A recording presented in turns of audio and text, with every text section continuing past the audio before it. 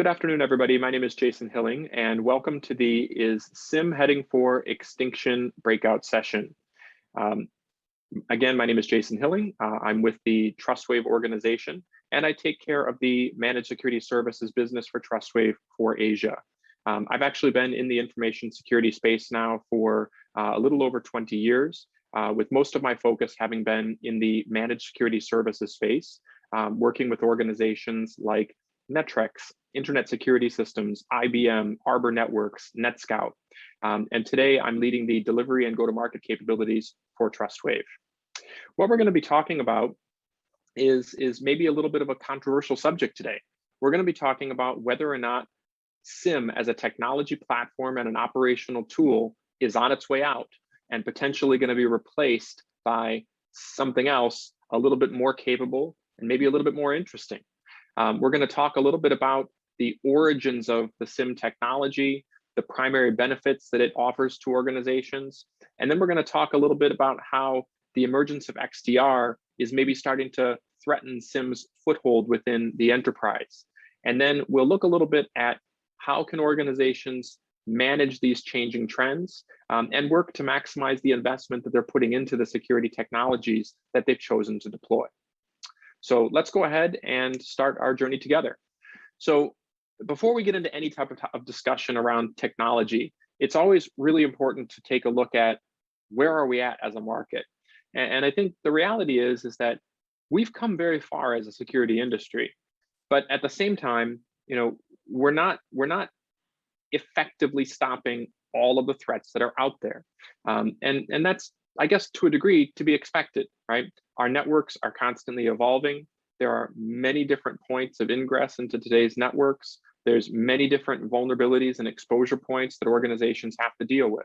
In fact, we've gotten to a point in the security industry where we almost have to assume that devices are compromised and begin to treat them accordingly. If you look at some of the statistics that I've shared here, you can see that the cost of cybercrime in the next few years is going to be over $10 trillion. It's just, the numbers are getting so big, it's almost hard to fathom. And if you look at, what does it cost for an organization to put a functional security operations center together, it's almost $3 million. And that's the cost of the technology and the people that need to go into that process. And we know that, despite all the advancements in technology, the human element continues to be one of the biggest challenges that organizations face.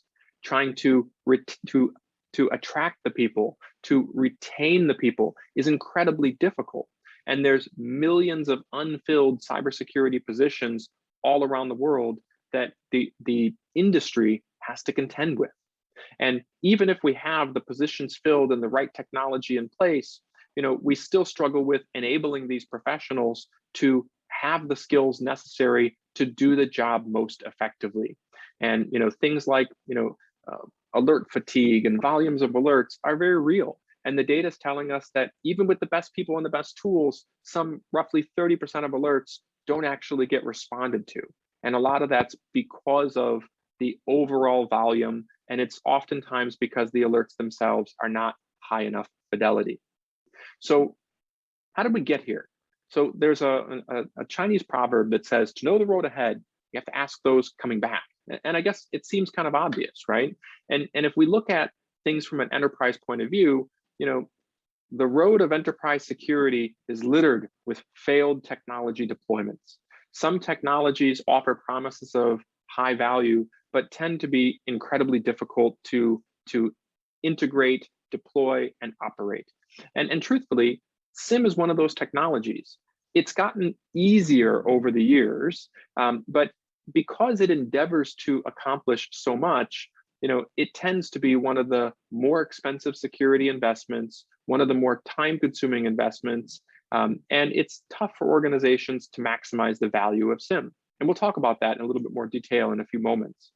But as the SIEM technology evolved, so did other technologies. We saw the introduction of more formalized solutions to protect the endpoint in the form of EDR, endpoint detection and response.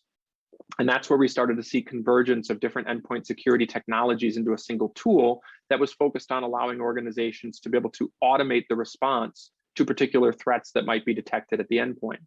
Then we saw threat intelligence platforms that basically endeavored to bring information from many different sources together to help complement the investigative techniques of our security operations centers team. We then saw the introduction of UEBA, user and entity behavior analytics, where we started looking at, what are users doing in the organization and trying to determine if those activities can give us insight into potential malicious activities. And then we saw SOAR come in about 2017, which is the security orchestration automation, where basically we're taking outputs from a SIEM, we're pumping them into another tool, and we're using that tool to help us automate and operationalize the response that needs to occur when certain things are seen from that SIEM platform. And then that led us to XDR, which is kind of the evolution of endpoint detection and response, as well as some of the components that are built into SIEM, where we endeavor to provide a more purpose-built platform for organizations to manage security incidents and the response to those incidents. So as the technology has evolved us to XDR, that's where we get to the topic of this presentation. Is SIEM dead? Is it almost extinct? Does XDR replace SIEM? Do we still need SIEM in the enterprise? So to answer that question, let's look a little bit at what each of these technologies are really offering to the enterprise. So in the context of SIEM, SIEM is really all about bringing together data from multiple places. And this data, we talk about it in terms of its security context and how useful it is to make security decisions. But that's not the only usage for a SIEM. Remember, SIEM is security information and event management. And in many cases, organizations pump lots of data into their SIEM platform that has very little to do with actual security. And it's because ultimately the SIEM platform serves dual purposes in most organizations. Yes, it helps to address security use cases by gathering security contextual data, and then attempting to analyze and correlate that data with logs and events from many different types of applications and infrastructure across the enterprise. But the reality is that a lot of organizations use their SIEM for compliance purposes as well. And so those security use cases are complemented by compliance use cases. And that necessitates a whole different set of features and functionality that has seen the capabilities of the SIEM tool set grow and increase over the 20-year period for which the technology has been around. And that sometimes can add to complexity. And so what that means for most organizations' SIEM deployments is that, truthfully, you do tend to get into it what you put out of it, or rather you tend to get out of it what you put into it. And what that means is that if the data that's going into the SIEM platform is not clean or doesn't provide a lot of security context, you're not going to be able to make smart security decisions out of it. You're also not going to be able to report on the data very effectively. And the reality is because we endeavor to put so much into the SIEM platform becomes large and unwieldy. It can be sometimes slow to get interesting insights out of the platform. It can require a tremendous investment in data storage. It can produce a lot of noise and a lot of false positives because the use cases are not always very security centric. And in many cases, they are very compliance centric. And so in order to manage this large deployment with heavy technical requirements, a broad set of use cases that have to be defined by the user and the organization who deploys the platform, you need specialized talent and skills to manage it and get the most out of that investment. And those specialized skills are not easy to find in the industry, and they don't tend to be cheap. And so you've got expensive people, you've got expensive technology, and ultimately what that means is that the SIEMs that generally tend to be the most successful deployments usually serve as the centerpiece of an organization's what is significant security operations center investment. And going back to that statistic about the annual cost of a SOC usually being about $3 million for most enterprise organizations. So this is a major investment that the organization has to make. And it's something that, is not always appropriate for organizations of every size. So then let's take a little look at SOAR, which was the next item that appeared on that timeline we showed earlier. So as I mentioned, SOAR is security orchestration, automation, and response. And the best way to think about the SOAR technology is that it becomes a solution that allows you to send information from the SIEM to another platform with the purpose of running that information against a series of playbooks where the intention is basically to automate the raising of these issues or these alerts or these events into potential security incidents. And in many cases, the other purpose is to take that data and to augment it and to enrich it with additional insights that might help analysts to make smart decisions against that data set. So you think of SOAR as basically being, a very highly customized tool that allows you to programmatically implement automation into your security program.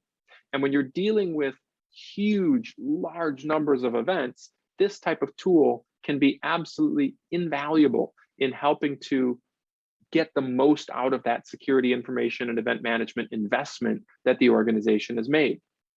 So what does it really mean? What is kind of the bottom line for SOAR? Well, the bottom line is that SOAR is not a standalone tool that can replace your SIEM. SOAR is a complementary tool that works alongside your SIEM. And we see it as a force multiplier, not a force replacement. So it's something that helps maximize the investment. But in order to get the investment out of it, you have to have somebody who understands scripting and programming to be able to put the automation into the SOAR platform to extract value. You also have to be able to understand and have enough security know-how and context to decide what it is that you want the SOAR platform to automate to help reduce the overhead of your security analysts. And so ultimately we say that the SOAR platform can theoretically reduce the need for security analysts, but it usually increases the need for SIEM engineers or security engineers who can help build out the platform and make it more effective. But one of the challenges that SOAR platforms have for many organizations is that they work off of a limited subset of data. So while the SIEM platform has a very, very broad set of data that doesn't go very deep because it's focused primarily on logs and events, the SOAR platform only has the data that gets sent from the SIEM directly to it, and then any additional threat intelligence feeds that we might be complementing on top of it. So when a SIEM when a SOAR platform makes decisions, so to speak, it's based on a very limited subset of data that's determined and programmed by the engineers who have very specific use cases in mind that they want to fulfill. So what does this mean in terms of the operational reality? Well, it means that security teams, and specifically SOC teams, have a lot of technologies that they have to work with. They have very complex platforms such as the SIEM and the SOAR that take a lot of resources to maintain, to upkeep, and to keep current. And they still have the need to pivot from these technologies to all of the different disparate security technologies behind them in order to properly investigate incidents, and maybe more importantly, to respond to those incidents in some form of real-time activity. And that's not really an optimal position for a security team to be in, especially at the pace with which threats are evolving today. And so before we jump into this discussion of XDR and its role in maybe trying to replace SIEM, we can't do that until we take a moment to talk about EDR. Because ultimately, EDR, endpoint detection and response, is the tool from which the concept of XDR, extended detection and response, actually has evolved. EDR, as we mentioned at the beginning of our talk, EDR is the endpoint security tool where we've consolidated all the different endpoint protection technologies together, antivirus, anti-malware, and so forth. And we've basically put them into a single agent, single application that then allows us to watch the endpoints in detail, and in many cases, automate the response that this technology will take when certain threat conditions are identified. And so therefore, we call EDR a game-changing imperative because, well, quite frankly, every organization has to have it. It allows rapid response to threats in real time. And it has been one of the enabling technologies for organizations to basically eliminate the perimeter of their network and have all of the users out there working remotely, securely from individual endpoints, whether they're at their home, whether they're in the office, whether they're at the airport. EDR is a technology that's allowed us to do that. But EDR has weaknesses, and there are blind spots in EDR. EDR is only looking at the endpoints. It's not really looking at anything that's going on the network. And when we want to investigate, how a particular system may or may not have gotten compromised, EDR tools often provide features and functionality that allow us to try and trace back where that attacker came from across the deployment, but it's missing visibility into all of the other complementary security technologies that work together to build out an enterprise's security posture. And so it's through some of those blind spots that we've seen the organization begin to evolve towards this XDR-oriented strategy. And so today, when you look at the security industry, everybody's talking about XDR. This word cloud here of all the the buzzwords in information security, shows you that people are talking about response, and they're talking about XDR, and they're talking about EDR and endpoint as some of the most prevalent topics that are coming up in enterprise security conversations today. And it's interesting when you take that into consideration, because we began this talk with this question of is SIEM going to be extinct?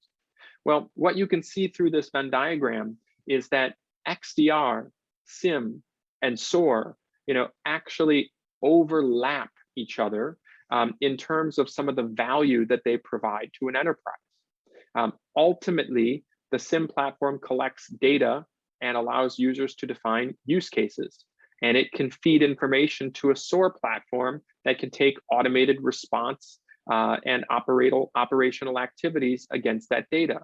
Whereas with an XDR, you have a much smaller, narrower data set of threat-centric data to work with, but you still have the ability to perform detailed incident investigations, and you still have the ability to take a response from that XDR application directly in a similar vein as what the SIEM plus SOAR combination offers. So how do you define XDR today?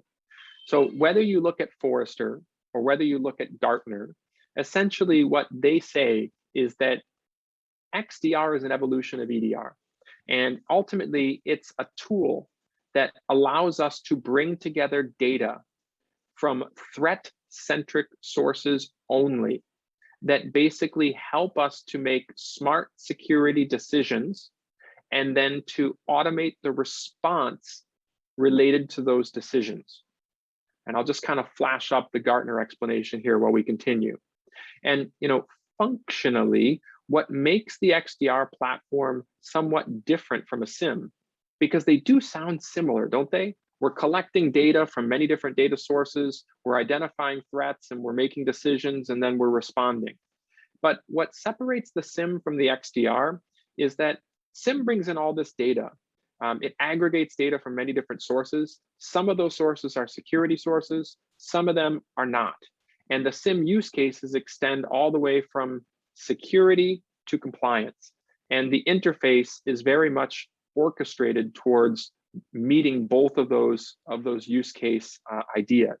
And SIEM also focuses on storing and archiving this large volume of data. Whereas XDR is different. XDR is basically focused on bringing in only the threat-centric data.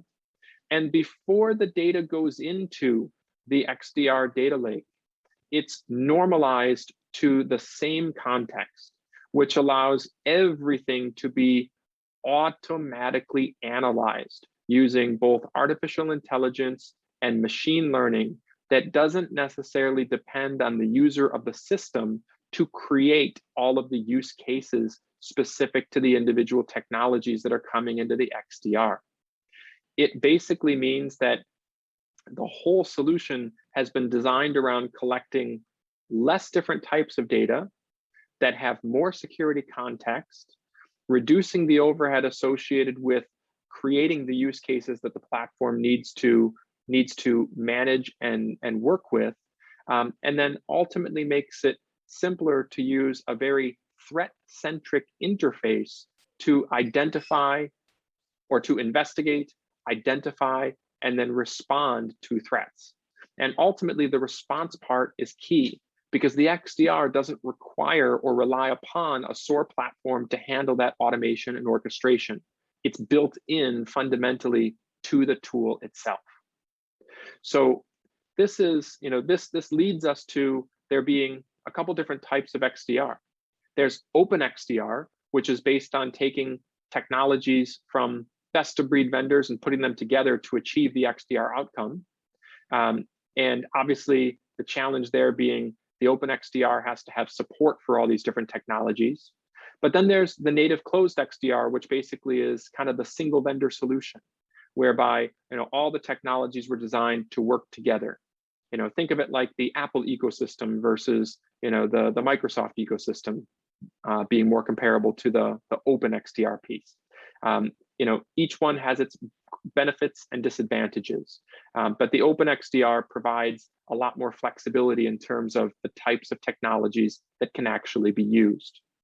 So ultimately, it comes down then to this question, are we talking about a tool or a capability? And how do organizations take advantage of this XDR functionality to maximize their security investment? At this point, I would argue that whether or not an organization needs a SIEM and a SOAR, or whether or not they need an XDR, or whether or not they need all three, depends a lot on what the organization's priority is. The XDR solution can be deployed at a lower cost than the SIEM plus SOAR solution, but it doesn't meet the compliance use cases or the compliance requirements that many organizations are subject to. So XDR provides a great way to extend the investment in certain security technologies to improve the organization's ability to detect threats and rapidly hasten the organization's ability to respond. But if you're an organization that has the need for the compliance requirements of the SIEM platform, it might be more cost effective to deploy simply a SIEM and a SOAR platform together and skip XDR for now altogether. So each organization's needs are going to be a little bit different, but ultimately the ability to put an XDR in place most certainly has a positive impact on the organization's timeliness to responding to security threats. So when we talk about security, we almost always talk about people, process, and technology. And so ultimately, which direction is right for you? Well, most organizations, as we talked about today, struggle with the people. They can't recruit them and they can't retain them. And if they can find them, they're very costly. From a technology point of view, most organizations don't have an XDR platform in place today, but it's most certainly on their radar as a consideration of, is this something I should invest in? Most organizations don't always have a mature process wrapped around their monitoring and response for security threats. And so a lot of organizations do rely upon outsourced providers to help handle that. So one of the things that we're putting forward as a consideration for organizations here is to start looking at managed detection and response as a potential solution to this problem. Managed detection and response is an outsourced service that focuses on essentially monitoring that EDR environment, responding to the alerts in real time, and taking active real-time response against the threats that are identified from the EDR. And we do that by pumping the events into a system in the cloud. And that system in the cloud can actually be an XDR. And this is the direction that managed services companies are starting to move in right now to help their customers address the benefits of XDR technology. So by evolving the managed services platform into something that more closely resembles an XDR, we have the opportunity to bring in the right data at the right time, and we have the opportunity to automate the response to the threats that we identify to deliver faster threat detection outcomes to clients. And so this is something that I would encourage you, if you're in the process of actively looking at an XDR technology right now as potentially a complement to a SIEM platform, or to fill a gap where maybe you don't have a SIEM platform in place today, it might be also interesting for you to look at whether or not an MDR provider with its XDR-based platform in the cloud could potentially help you to meet that requirement in a manner that involves a reduced capital investment, because you don't have to buy an XDR platform, and also, potentially delivering improved threat detection outcomes because of the breadth of visibility that the MDR provider has, overseeing customer networks and engagements around the world. So what does this mean to you? Well, ultimately, as somebody who's an evaluator of technology, I think what you should take away here is that ultimately XDR is not likely to be the death of SIEM anytime soon. But I think more likely XDR is going to be the next evolution of how organizations rapidly identify threats in an efficient manner and work to automate the response to those threats, that provides a distinct technical as well as cost advantage to traditional SIEM and SOAR deployments. So ultimately, as a technology decision maker, your job is to keep your business moving. As a service provider, the MDR's provider's job is to rapidly identify threats, respond to them in an agreed and orchestrated protocol, and to take these technological evolutions in the marketplace and use them to deliver you a better outcome. So if you're interested in getting additional information, I've posted a link here to an ebook that basically covers threat detection and response strategy. And in here, you'll find a continuation of today's discussion. And hopefully this information will help you in your technology selection process between SIEM, SOAR, and XDR. So thanks very much for your time today. Appreciate you listening to the talk, and it was a pleasure to be with you today. Thank you, Mr. Hilling. Let us now join Mr. Kong, who will facilitate the Q&A segment. Mr. Kong, the floor is yours. Thank you. Thank you again to Jason Hilling for the insightful presentation on SIEM heading for extinction. It's a very scary word, right? Extinction. Let's see if there are any questions from the floor. We have some questions here. Jason, are you able to explain again what is the relationship between MDR and XDR? Yeah, sure. Thank you, Gary. I appreciate it. So MDR you can think of as a service offering. So MDR stands for Managed Detection and Response. And it is a service offering that is geared towards taking data from EDR technology, endpoint detection and response, and wrapping a real-time monitoring function and proactive threat hunting capability around the outputs of that technology.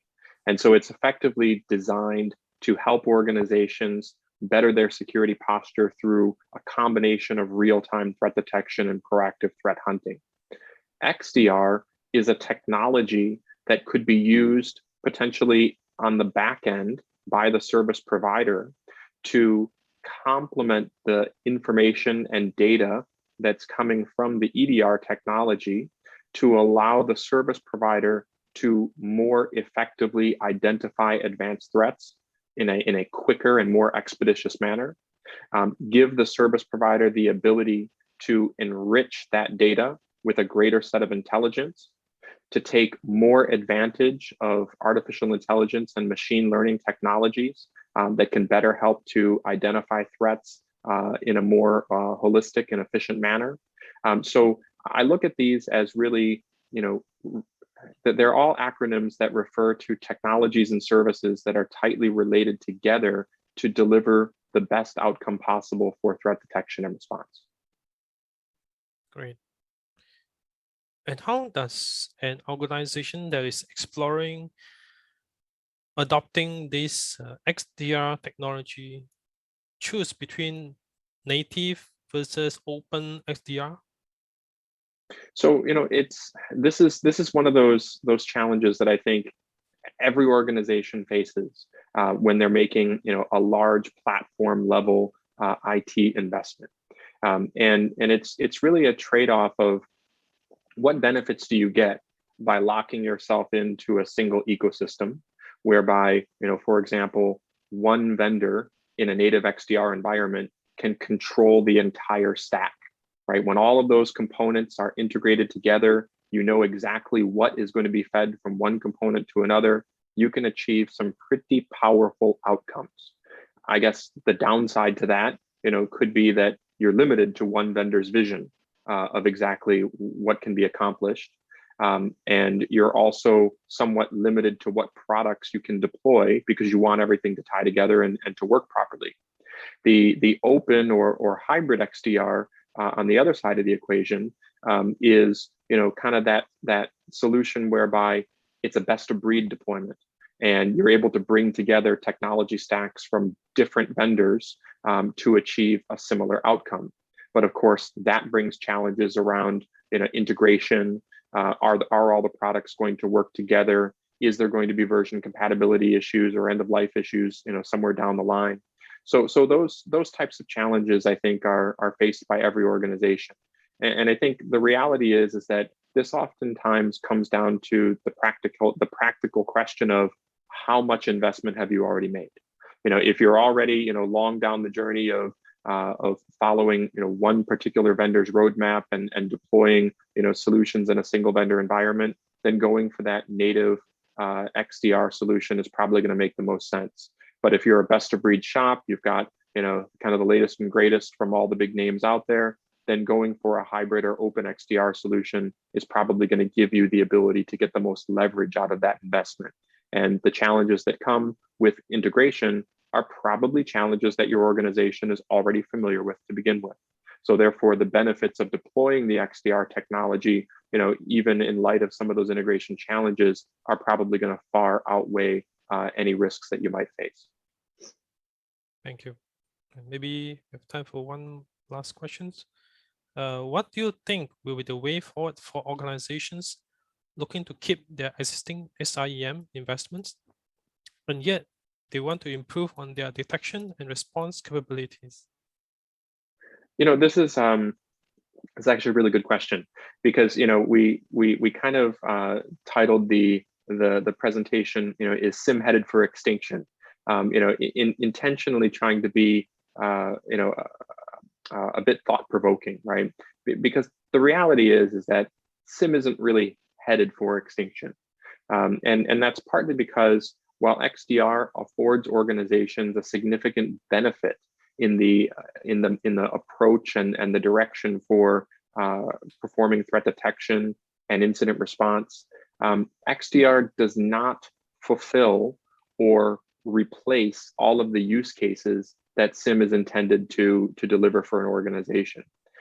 SIEM still has a lot of its roots grounded in compliance, and collecting all of the data from across the organization and running that data through compliance-oriented use cases is something that the XDR technology and platform is not intended to address. And so while XDR exists to help organizations essentially collect deep security data, normalize that security data in a way that allows it to be processed by automated artificial intelligence and machine learning, and then giving the analyst a set of tools to kind of perform workflow-oriented incident investigation and response, those are not things that are found in every SIEM platform. So you've got really a gap between the two, and in some deployments, you actually see organizations take data from their XDR and actually feed it into their SIEM, because their SIEM tends to be a place where the organization is well tuned with addressing alerts, things that pop up and need to be responded to. You also see some organizations taking their XDR, running all of the data through their XDR playbooks, and then feeding the output of that into a SOAR platform to perform various types of orchestration and automation around the detections coming from the XDR itself. So all of these technologies have the capability of working in concert together to give the organization its best foot forward in its threat detection and response profile. Thank you, Jason. And thank you again for the insightful presentation.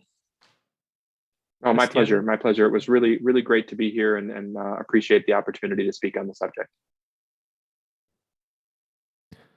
Thank you, Mr. Hilling and Mr. Kong. Do join us at 2:50 p.m. for our last speaker of the session, Dr. Zulfikar Ramzan from RSA Security.